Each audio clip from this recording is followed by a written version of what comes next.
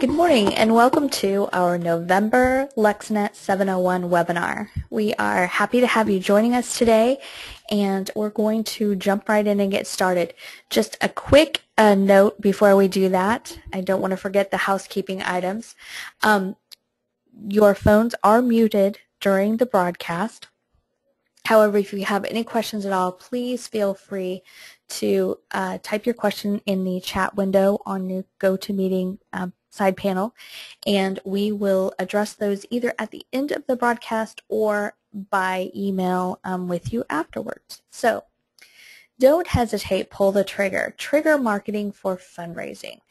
Let's start by talking about what trigger marketing is. Trigger-based marketing is marketing that is based on the behavior or the actions of those in your target demographic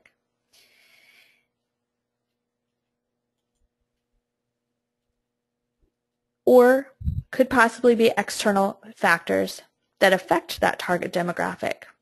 So a potential donor, for example, takes a specific action. It will trigger a marketing message from your organization. Trigger-based marketing is exactly that. The action that's taken by your audience, by your donor, by your prospect, is what triggers that marketing message from you. We're going to take a look today at some very specific examples. Trigger marketing has been used successfully for many years in real estate, in retail, in industries like insurance for life changes like a marriage or having a baby. Trigger marketing is used in retail for customers in the market for automobiles or for homes or for different products, or when customers cancel or upgrade a service such as telephone, cable TV, and subscription-based services like that. Now here's an example of a situation that would trigger a marketing message. So meet Bill and Katie. They're in the market for a new home. They've selected Rob to be their realtor. Rob's company is a progressive real estate company and has established a trigger email marketing program. They have it set up. It's already in existence. Different triggers. Once Rob puts Bill and Katie into their system, will trigger messages out to them. And this example is of trigger email marketing. Trigger marketing can work regardless of your medium. It can work for mail. It can work for email. It really has a lot of different applications. Triggers aren't limited to one channel. So what are some actions that could be taken specifically by Bill and Katie that would trigger a marketing message? Well, maybe they've attended an open house. That could trigger an email that lets Rob send them more information about the specs of the home, about just to make sure that they don't have any questions, etc. Maybe they submit an online inquiry. Maybe they're asking about a specific home and they have a certain login that Rob's able to tell that it was Bill and Katie asking the question. That can trigger an email from Rob giving them more information about whatever home they've asked about. Trigger messages also work for external factors, and depending on your situation, it could even be more impactful based on external factors. Here's some examples. If interest rate would change significantly for a real estate buyer, that would be something that Rob would definitely want to let Bill and Katie know. Either rates are getting ready to go up, now's the time to finance, or rates just dropped, it's going to make your payment different, and your range of what you can afford may have just changed. Another example would be a new listing. Rob in his database would have an idea of the parameters that Bill and Katie are looking for. The price of the home, the number of square feet, you get the idea.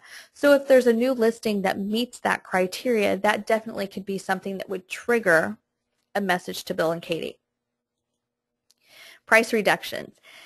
Rob's database would show him what homes that Bill and Katie have looked at previously, and maybe a price reduction could really be what the key is that would help them go ahead and make a purchase. And changes in tax laws or financing requirements. Again, these are just examples in a real estate model that would be both actions that Bill and Katie could take or external factors that would cause this trigger marketing to be effective. So let's look at one more example that's nonprofit. This one's from retail. From mom and pop stores to national chains, grocers and grocery stores are effectively utilizing trigger marketing. Sometimes the grocery store may work with their franchise or even with their suppliers to send trigger messages. So for example, if Susan is shopping at her local store and she purchases a specific product using her loyalty card, a trigger message could be sent. So let's say that Susan's in her Kroger store and she purchases Coca-Cola. That message, the fact that she purchased Coca-Cola, could trigger a message from either Kroger, from Coca-Cola, or from both that just thanks her for purchasing that particular product and or encourages her, thanks her for using her loyalty card and purchasing that particular product in her Kroger store. Another example, coupons redeemed. If Susan redeems coupons while she's at the store, that could trigger a message. Again, she would need to use her card so that they know who was making the purchase. But if she redeems those coupons, then the store or perhaps a supplier to the store could send future coupon mailings to her household and could specifically include coupons for those frequently purchased brands or alternative brands for Susan to use. Loyalty cards allow the grocer to have a history of what's being purchased in their store, and those are very effective for sending the right coupons to the right people that will get them into the store, and then hopefully they're making other purchases while they're there. And if Susan would happen to enter a sweepstakes or contest while she's at the store, her entry could be the basis for a trigger marketing message congratulating her on her entry and linking back to the store's website, letting her know what sales are going on at the store that particular week. So I think, obviously we understand how trigger marketing can be used outside of a nonprofit. Now, how can it be used for fundraising? Well, first, let's take a look at some of the benefits of trigger marketing. Again, it's an action on the part of your audience or an external factor. That action triggers the message. But the number one benefit of trigger marketing is timing. At LexaNet, we talk about utilizing the right message through the right channel to the right people at the right time. You need to engage your donors and potential donors at a time that they are most able and willing to give to you. So in order to evoke a response from your audience, you need to be top of mind and be the organization that they are most connected with at that moment. That's always been kind of difficult to determine when that exact time is. Trigger marketing really allows you to pinpoint when you are top of mind because the recipient of the communication has just completed an action that tells you that you are top of mind at that time. Let's talk about some of the benefits of trigger marketing, and then we're going to look at some specific examples of ways in which you can utilize trigger marketing in your fundraising efforts. So timing obviously is the number one, but what are some other benefits? Your marketing messages become relevant. You're talking to individuals within your audience about something that they have expressed an interest in or have an affiliation with.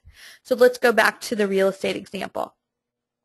If Rob is sending an email to Bill and Katie about a home that they've already looked at and the price has dropped, obviously that's relevant to them because they had already looked at the home.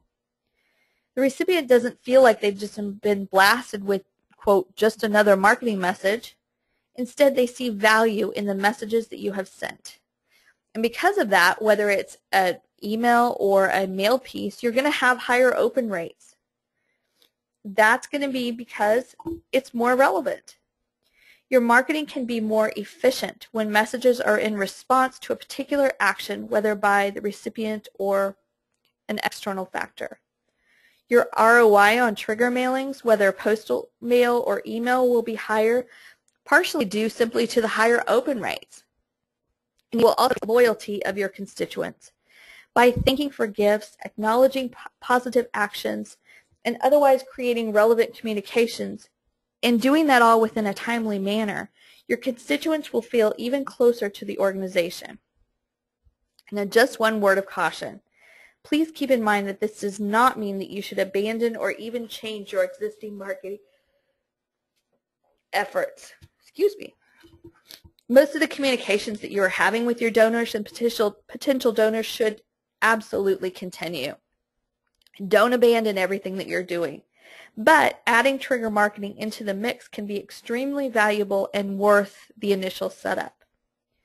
So let's get to the good part. Let's talk about some specific situations that seem to be a natural fit for trigger marketing for fundraising. There are many, many examples, and these are just a few of the examples of ways in which fundraisers can incorporate trigger marketing. While we're going along, you're going to think of things that will work for your particular organization in your particular situation that we probably aren't even going to cover today. So, first and most obvious, when a gift is made, an immediate thank you should be triggered. Whether it's mailed, emailed, or maybe both, the thank you should be a critical and immediate action that follows the receipt of a gift. So, because you already have those trigger messages set up within your system, it makes it simple and easy for that thank you to go out right away without delay. When an alumni membership is purchased or renewed, again, an immediate thank you needs to be triggered. Trigger marketing and having a trigger marketing platform and system set up allows you to do that. When students become alumni, they transition from a student to an alum. Graduates should be acknowledged by the Alumni Association and or the foundation. Rewarding consecutive gifts by donors is an extremely impactful way to show your appreciation to those loyal donors. And the immediacy of that recognition and appreciation can be even more impactful. Set up triggers for the 5th, 10th, 15th, 20th consecutive gift. Wouldn't it be great if newly accepted students, parents were also welcomed in addition to the student themselves? And when alums attend reunion events, a message of appreciation and or solicitation is timely, as the alum has just felt those feelings of being a part of the university once again. It's also impactful to alert donors of the progress of specific campaigns when significant milestones are reached, and even more when they're not. All of these are examples, but again, there are many more. Think about specific situations that your individual department would like to better communicate with your audience, and think about how trigger marketing can help accomplish those. Ask yourself these questions when considering setting up a trigger marketing program. First, which individuals or groups within your constituency would benefit the most from relevant, immediate marketing communications based on an action on their part or an external trigger? We've identified several different groups in the previous example, but what makes sense for your department and your audience? What types of situations can you easily identify that warrant a triggered marketing communication? These examples given previously illustrate some situations.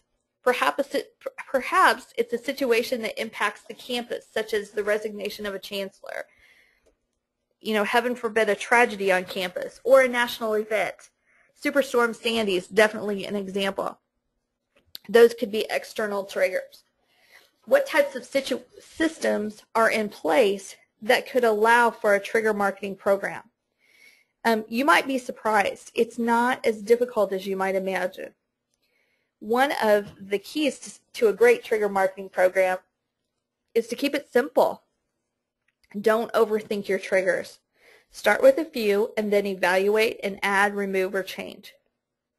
In addition, you should consider which communication channel or channels should be used to deliver your triggered marketing message.